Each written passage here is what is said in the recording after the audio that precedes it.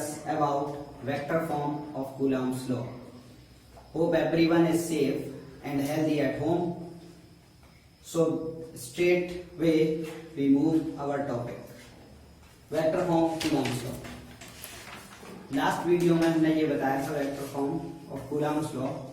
उसमें थोड़ा technical problem की वजह से वो वीडियो में ऑडियो तो आ रहा था बट वीडियो फ्रीज कर रही थी, तो इस वजह से ये जो लेक्चर है वो फिर से लेना पड़ा हमें.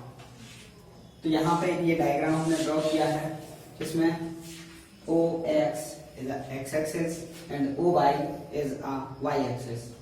Where two charges situated at A and B, Q1 and Q2. The force on Q2 is here the Q2. The force on Q2 F21.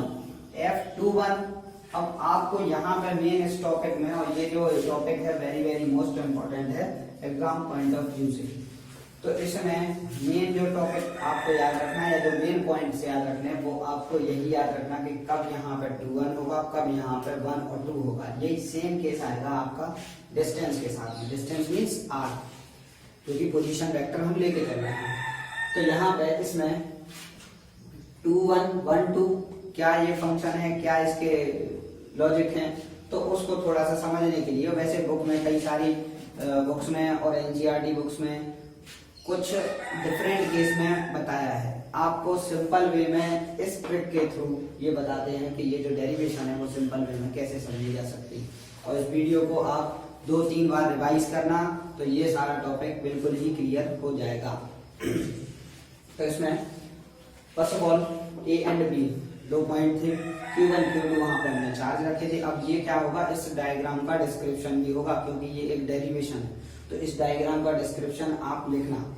Diagram बनाए फिर डिस्क्रिप्शन लिखेंगे. डिस्क्रिप्शन में क्या लिखेंगे, A and B 2 points where Q1 and Q2 charge is situated, where the distance of A means Q1 from the origin R1 and Q2 distance from the origin R2. ये होगा आपका. अब यहाँ पे ये लिखा है कि यहाँ पे ट्राइंगल लॉ ऑफ वेक्टर वो हमें यहाँ पे अप्लाई करना है. तो ट्राइंगल लॉ के लिए फर्स्ट ऑफ ऑल हम ट्राइंगल देखेंगे. ट्राइंगल कौन सा बन रहा है, तो AOB या OAB ऐसा कुछ लिखा है यहाँ पे. तो इस ट्राइंगल को हम लेंगे और इस ट्राइंगल को 2 वे के अकॉर्डिंग हम यूज करेंगे. 2 वे के अकॉर्डिंग यूज करेंगे. फर्स्ट वे हमारा क्या होगा, OAB और O मीन्स ये इस टाइप से रोटेट करेगा. और सेकंड वे हमारा क्या होगा, OBAO ये होगा. तो फर्स्ट जो हम फाइंड कर रहे हैं या जो फर्स्ट प्रोसीजर हमने अप्लाई किया वो हमने अप्लाई किया है यहाँ से O, A और B से. अब देखते जरा इसको क्या है यहाँ पे. तो इसमें from triangle's law of vector addition, तो यहाँ पे ट्राइंगल लॉ हमने लिया है वेक्टर एडिशन का. मतलब ये यहाँ पे वेक्टर सम करने का एक जो प्रोसीजर है, एक लॉ है ट्राइंगल लॉ, तो उसको हमने यहाँ पे अप्लाई किया. अब इसको हम ऐसे समझ सकते कि क्लास 11th में आपने ये देखा कि अगर ये A वेक्टर है और इसी के साथ हम एक और vector B, addition of vector के थ्रू रिजल्टेंट वेक्टर यहाँ पे क्या आएगा आपका R. अब इस वेक्टर की जो इक्वेशन एडिशन इक्वेशन होगी वो क्या होगी, A plus B is equal to R. Then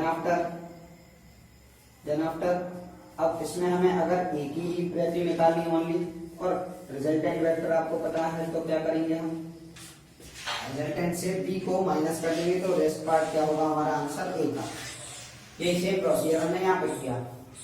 अब इसमें आपको ये देखना कि जो R है, R यहाँ पे 2 वैल्यू लिखी है, R21 और R12. अब R के न्यूमेरिक को आप समझने के लिए या उसकी फंक्शनिंग को समझने के लिए तो 1 2 और 2 1 का मीनिंग क्या है, तो आपको ये याद रखना पड़ेगा. R2 from 1 मीन्स फ्रॉम वाला पॉइंट ये होगा कहां से आया और किस पे आया. मीन्स ये अगर ऐसा लिखा है कि R21 तो R जो डिस्टेंस हम ले रहे हैं वो 1 से ले रहे हैं कहां तक की 2 तक की। और अगर ऐसा लिखा है तो उस केस में हमें यहाँ पे क्या लेना है कि r जो डिस्टेंस हम ले रहे हैं वो 2 से पास करते हुए कहाँ तक लेना है हमें 1 तक। तो उस केस में ये दोनों ही मैग्नीट्यूड सेम होंगे क्योंकि कार्टेशियन प्लेन पे हमने ये ड्रॉ किया है डायग्राम। तो यहाँ पे r21 और r12 अब मैं कब लेना तो वो देख लेते हैं। यहाँ पे हमने ये अप्लाई किया। अब इसमें हम क्या कर रहे हैं कि ये जो डायरेक्शन हम ले रहे हैं अकॉर्डिंग टू r12 ये जो डायरेक्शन होगा वो 2 से 1 तक का होगा। तो 2 से 1 तक का मीन्स यहाँ पे हमने वेक्टर क्या लिया, ये जैसे ये इक्वेशन देख लेते हैं क्या है AO में प्लस हमने क्या कर दिया रिजल्टेंट वेक्टर, इसको इसमें ऐड कर दिया तो आंसर क्या आ जाएगा अपना ये मीन्स ये वाला वेक्टर प्लस ये वाला वेक्टर इक्वल टू दिस। सो ये निकल आया। अब इसमें पर्टिकुलर इस वेक्टर की वैल्यू अकॉर्डिंग टू डायग्राम पता है हमें कि r1 है, इसकी वैल्यू हमें पता है r2 है। r1 AO r1 है, OB क्या है r2 है।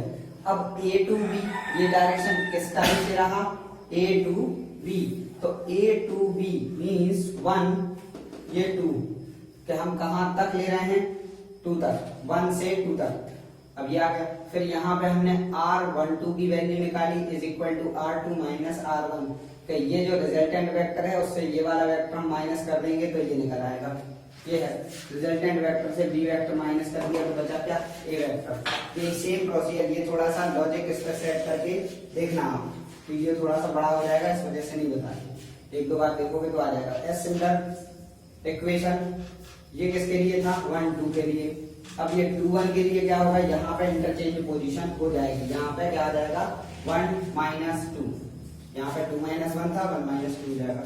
इक्वेशन 1 और इक्वेशन ये 2 हमने ले ली, इसका भी आगे यूज करेंगे। फिर नेक्स्ट यहाँ पे क्या है कि force acting on charge Q1 के अब जो हमें निकालना है वो ये निकालना है कि फोर्स जो Q1 पे लग रहा किसकी वजह से Q2 की वजह से। Q1 पे फोर्स लग रहा Q2 की वजह से, तो ये होगा 1 2। अब फोर्स 1 2 वाला केस क्या होगा, force on Y means on मतलब के किस पे लग रहा तो 1 पे लग रहा, Y मींस किसकी वजह से 2 की वजह से, तो इसको नाम हम क्या दे देंगे 1 और 2। 1/4 पाई एप्सिलॉन नॉट ये कांस्टेंट था Q1 Q2 upon distance square. Distance कौन सी ये वाली तो ले रहे हैं हम, तो यहाँ पे ए बी ले लेंगे। अब ए बी की वैल्यू अभी एज अबव इक्वेशन नंबर 1 से हमने क्या निकाली थी, A B is equal to क्या निकला था r12 equal to r2 minus r1। अब इसको हम बाद में प्लेस करेंगे, अभी केवल इतना ही लिख देते। जैसे ये है 1 2, देखो अब फोर्स 1 2 वाला है तो डिस्टेंस यहाँ पे क्या आएगी 2 1 वाली, और फोर्स 2 1 वाला है तो डिस्टेंस कौन सी आएगी यहाँ पे 1 2 वाली। अब ये क्यों आ रही है तो उसको देख लेते जरा कि ऐसा क्यों है। फोर्स हम किसका निकाल रहे हैं 1 on 1/2 के Q1 चार्ज पे Q2 की वजह से क्या फोर्स है, तो डिस्टेंस हम कौन सी लेंगे, डिस्टेंस हम यही वाली तो लेंगे यहाँ पे कि इस डायरेक्शन की, क्योंकि फोर्स इसी डायरेक्शन में लग रहा है तो डिस्टेंस भी हम इसी वाली लेंगे। तो यहाँ पे क्या आएगा, यहाँ पे जो डिस्टेंस आएगी वो कैसी आएगी 2 from 1 तक के लिए, ये हो गया। जस्ट सेम यहाँ पे 2 1 के केस में होगा। अब ये दोनों इक्वेशन हमारी बन जाएंगी, तो फिर इस केस में हम क्या करेंगे यहाँ पे कि एक थोड़ा सा वेक्टर वाला कॉन्सेप्ट अप्लाई करेंगे। वेक्टर के फॉर्म में हमने क्या पढ़ा था कि अगर वेक्टर ए है तो इसकी डेफिनेशन वेक्टर ए के थ्रू क्या होगी कि इसमें मैग्नीट्यूड भी होगा साथ ही साथ डायरेक्शन होगा। डायरेक्शन को हम लिख देते हैं ए कैप से। अब या इसी को हम ऐसा थोड़ा सा रिप्लेस कर देते बाय द लेटर आर, तो यहाँ पे आर का मैग्नीट्यूड आ जाएगा और ये हो जाएगा आपका आर कैप। तो यहाँ पे वेक्टर आर है तो उसमें क्या होगा मैग्नीट्यूड होगा प्लस डायरेक्शन होगा। अब यहाँ से हम क्या करते आर कैप की वैल्यू निकाल देते, तो क्या निकल आएगा vector R upon its modulus, modulus means magnitude, ये कर दिया। अब इसमें इस वैल्यू को थोड़ा सा दिमाग में रखना है क्योंकि इसका यूज होने वाला है। r12 is equal to 1/4 pi epsilon naught Q1 Q2 upon value किसकी पोजीशन वेक्टर। पोजीशन वेक्टर यहाँ पे क्या था r। अब जरा इस इक्वेशन को और इस इक्वेशन को देख लेते हैं। यहाँ पे देखो आर वेक्टर मॉड्यूलस है, ये भी मॉड्यूलस है, मींस मैग्नीट्यूड। ये क्या है, आर कैप है। तो आर कैप की वैल्यू हम क्या रख सकते हैं, वेक्टर अपॉन इट्स मैग्नीट्यूड। तो vector upon its magnitude, magnitude 1 time है, ये 2 टाइम है, तो आंसर यहाँ पे क्या आएगा 3 टाइम। और ये क्या होगा, केवल ओनली वेक्टर यहाँ पे प्लेस करना। तो ये हमने निकाली 2 की वैल्यू F12। F12 का मीनिंग क्या है, जो फोर्स है वो 1 पे लग रहा, किसकी वजह से लग रहा, 2 की वजह से। अब यहाँ पे इसी वैल्यू को थोड़ा सा हम क्या करें, पोजीशन वेक्टर ड्राइव कर देते हैं। तो जो पोजीशन वेक्टर है वो कहां से कहां तक का है, तो वो हम देख लेते हैं। अब ये वाला केस क्या है, 1-2 वाला केस निकालना है ना, तो ये वाला जो डायगोनल आर्म है, ये जो आर्म है वो इससे ग्रेटर है, तो हम क्या करेंगे, ये यहाँ पे लाएंगे। तो इतना अमाउंट एक्सेस है, इतना अमाउंट एक्सेस है, तो ये मैग्नीट्यूड हुआ। तो मैग्नीट्यूड कैसे होगा, 1 - 2 का मीनिंग कि इस लाइन को अगर हम इस पे रख दें तो इनका जो एक्सेस अमाउंट होगा इन दोनों लाइन में जो भी बड़ी होगी वो मैग्नीट्यूड होगा। तो वो मैग्नीट्यूड होगा तो वो क्या होगा, R1 - R2। सो ये इसी को रिप्लेस किया, क्योंकि ये देखो अब जरा R21 की वैल्यू ऑलरेडी निकाल चुके थे। R21 replace by R1 - R2। अगर इसी के नेक्स्ट सिमिलर इक्वेशन क्या आएगी, F21 की।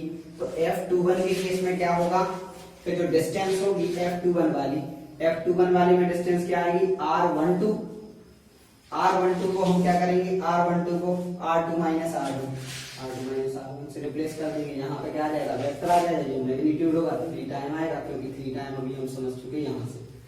ये है vector form. 2 force formula obtain depending upon their direction, कि 2 फॉर्मूले हैं जो डिपेंडिंग देयर डायरेक्शन है, अपने डायरेक्शन पे डिपेंडेंट है।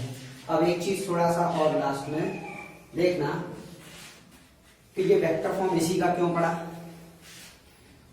तो ये हमने इसलिए पढ़ा क्योंकि कूलम्ब्स लॉ में हमने क्या पढ़ा था, फोर्स डेरिवेट फॉर्मूला है, मींस फोर्स डेरिवेट लॉ है कि वो फोर्स को बताएगा। फोर्स क्या है, वेक्टर क्वांटिटी है, तो वेक्टर क्वांटिटी है, तो इसीलिए हमें वेक्टर फॉर्म पढ़ना पड़ा। और इसको आप 1-2 बार देखिए, इजीली ये हार्ड टॉपिक जो है वो इजीली आ जाएगा समझ में। और कैसे सीक्वेंस वाइज आपको ये हार्ड टॉपिक सिंपल वे में आने लगेंगे समझ में, ये आप आगे के और वीडियोस में देखेंगे। Have a nice day.